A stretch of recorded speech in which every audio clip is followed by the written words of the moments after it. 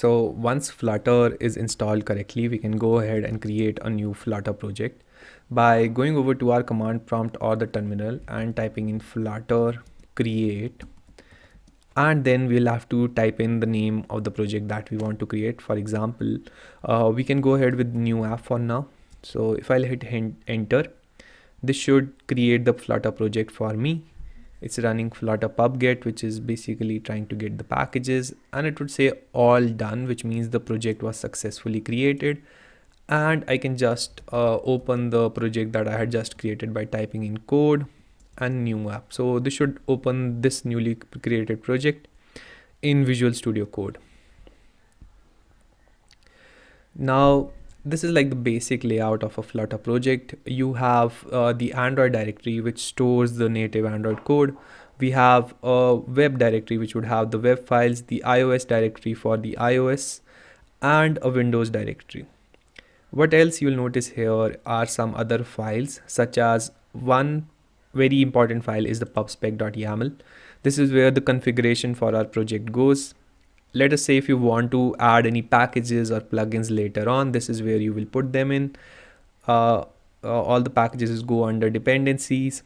If you want to add like images, you can have assets in your file, assets. You can have assets in your file, you can have fonts. And in this particular tutorial, we'll also see how to add these and also how to change the font of your application. But for now, let us go over to this folder called lib.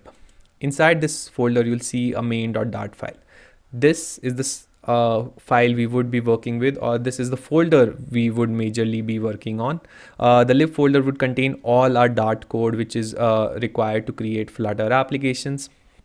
When you open this main.dart, you again see the main function, which we have talked about previously. This is the first function to get control, and this is where our application starts.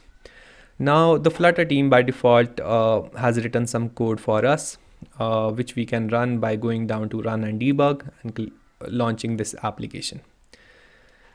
Since I'm working on Windows, this application or the project should launch as a Windows application, but we can also connect our mobile emulators and run it as a mobile app, or maybe run it on Chrome as a web app.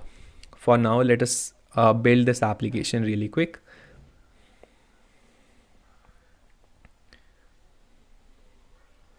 If you're working on Android Studio, the project creation process is similar. What you'll have to do is click on new Flutter project and select the different options that you wanted to have, like the Android, iOS, or the web option, and create the project accordingly. So we have the app running right now. This is the default application that all new Flutter projects come with. What it has is a floating action button here, which lets you increment this counter on screen, and it shows you how many times you have pushed the button. What you'll also notice is a small app bar on top, which says Flutter demo homepage.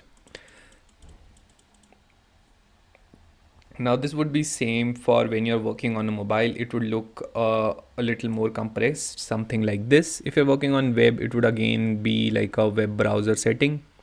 But this is the default project that all Flutter apps come as.